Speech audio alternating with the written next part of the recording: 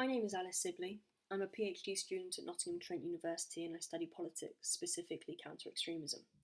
Today I want to discuss who joins for Britain, the Democratic Football Lads Alliance and PEGIDA UK.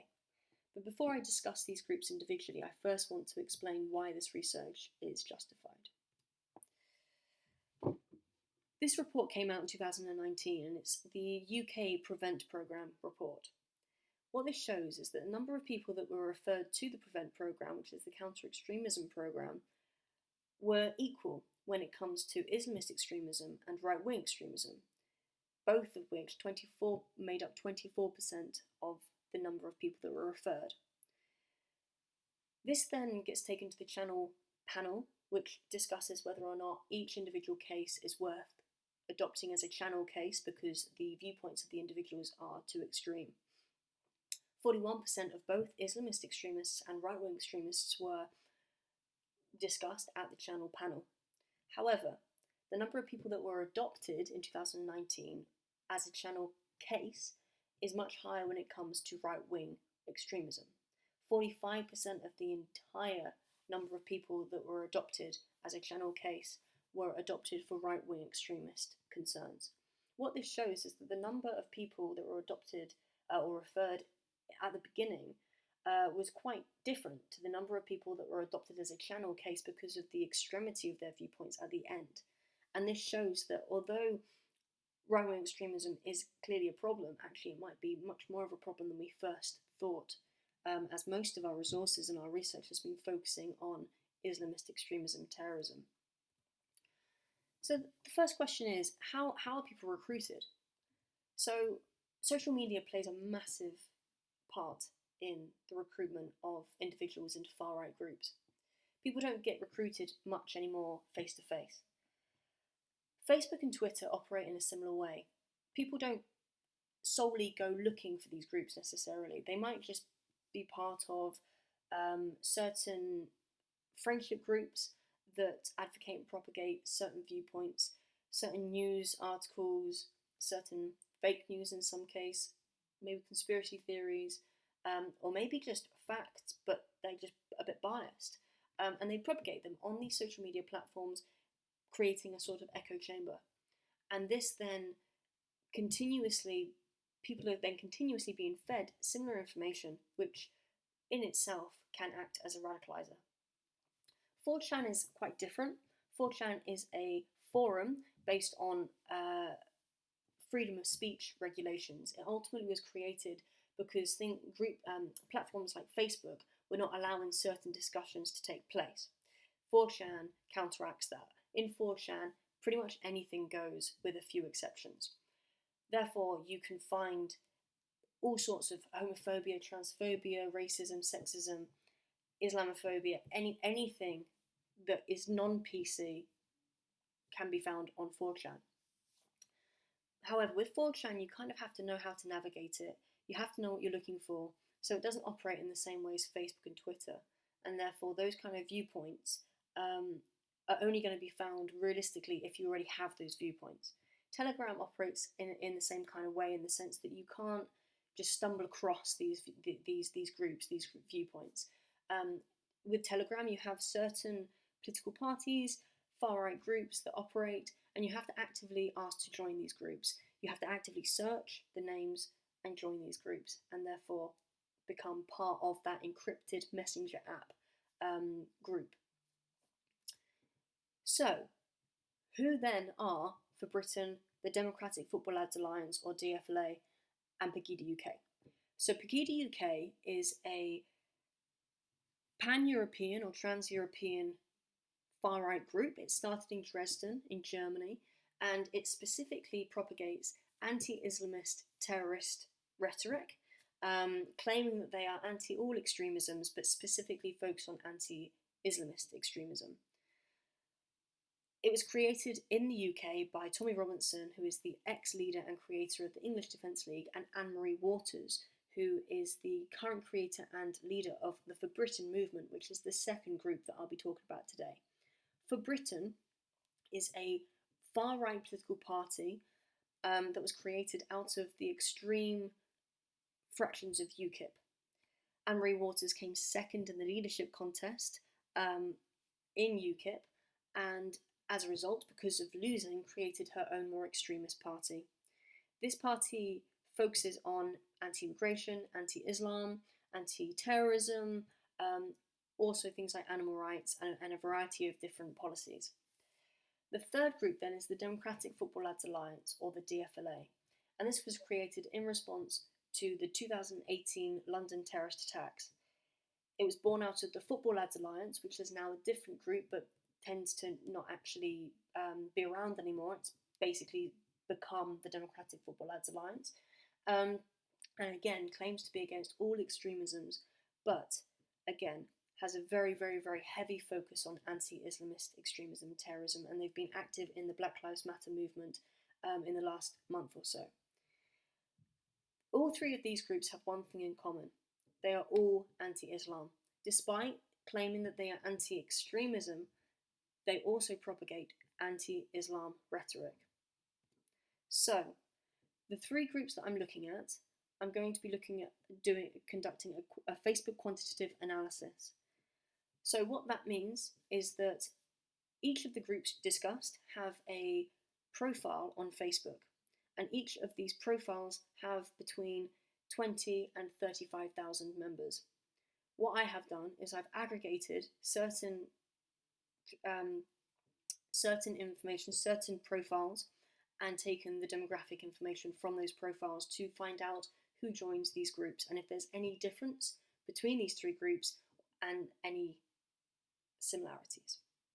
So the first thing that I looked at was gender, and I'm only going to discuss the information, the findings that are important within this research. So gender.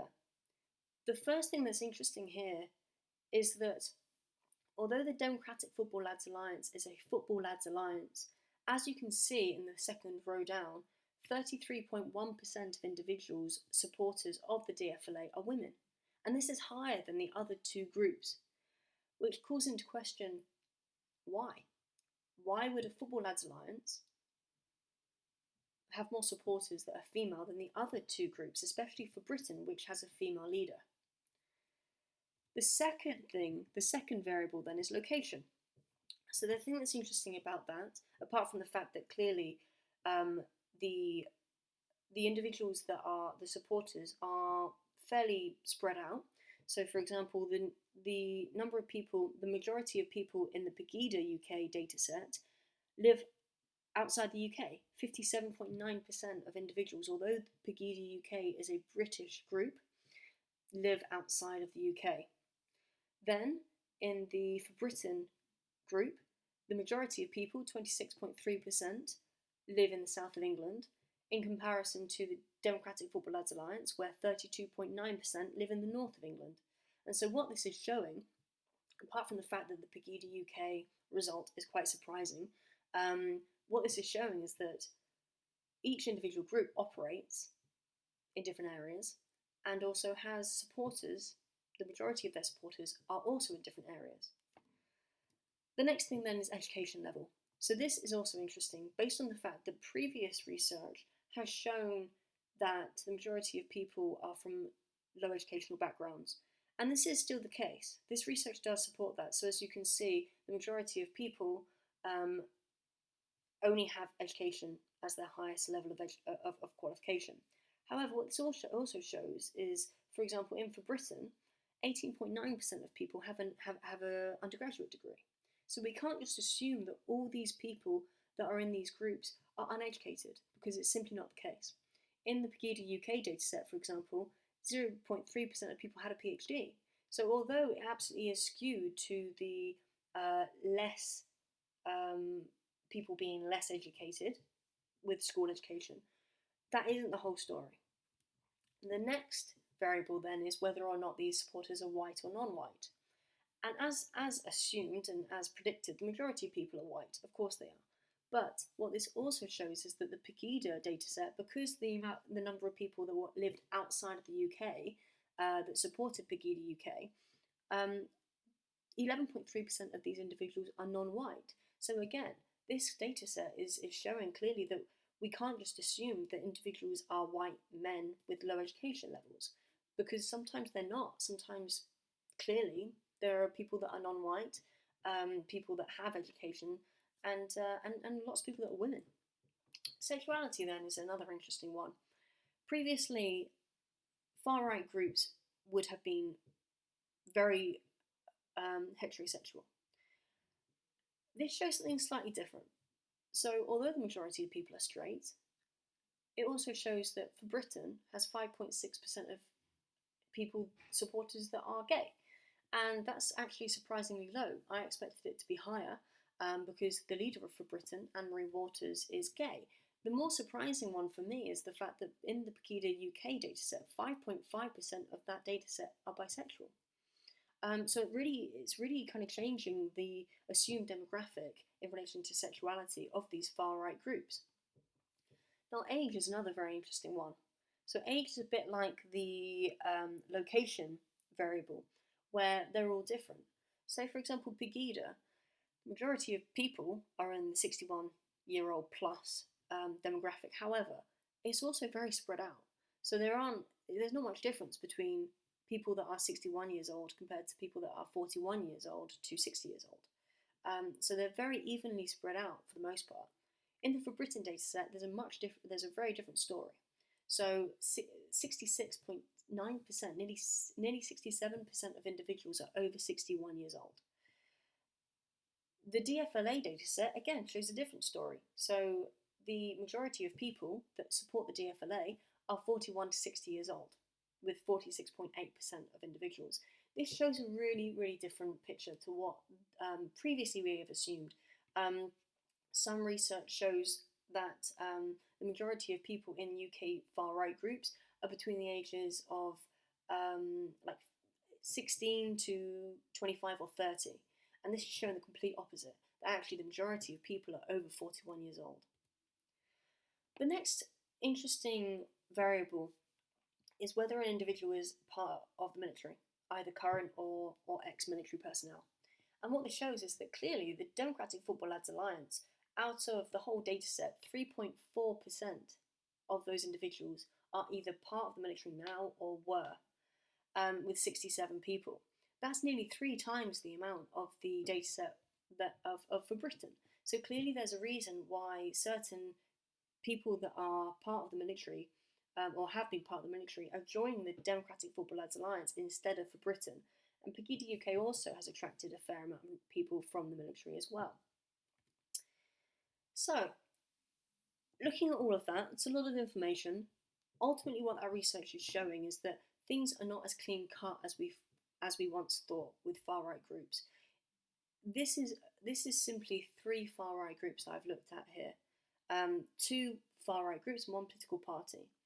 There are hundreds of groups, if not thousands of groups, that need to be looked into and profiled to really understand the nuances, the differences, and the similarities between all the groups that are connected and also not connected within the far right spectrum. Despite the fact that this research had a big data set, each group had at least 2,000 supporters that were looked into. Obviously, that differed depending on the variable because not everyone has exactly the same information on their profile. But despite the fact that it was a very big data set in general, so in total it was over 6,000 people that have been looked into, Facebook analysis still has some limitations. So obviously, certain people won't put information up. So they might be married, they might be young, they might be gay, but they might not put that information up for everyone to see. And therefore, we can't necessarily completely believe the information, the findings that have been found within this research, because there are always going to be people that haven't put up that information. The second is that Pilkington, 2016, said that in Facebook analysis, especially within the far right, the majority of people are going to be young because Facebook is a young person's platform. And I would agree with that. However, the findings that I found contrasted what other people have found. So she was arguing against findings that have been found based on the fact that the findings were of young people. The majority of people that support far-right groups are young. But my research shows the opposite. Specifically with these three groups, it shows that the majority of people are 41 years or older. Obviously, it's a quantitative analysis, so it's broad, but it's also fairly superficial. It would be much better if I did a combination of ethnographic research, qualitative research, with quantitative research as well, a mixed methods design. I am in the process of doing that. This is my first study of 3 studies, so I hope to combine all 3 studies to really give a really good understanding of these groups and to fully profile them. And as discussed, attracting a younger audience or supporter because of the Facebook analysis I've already discussed. So that's my research so far.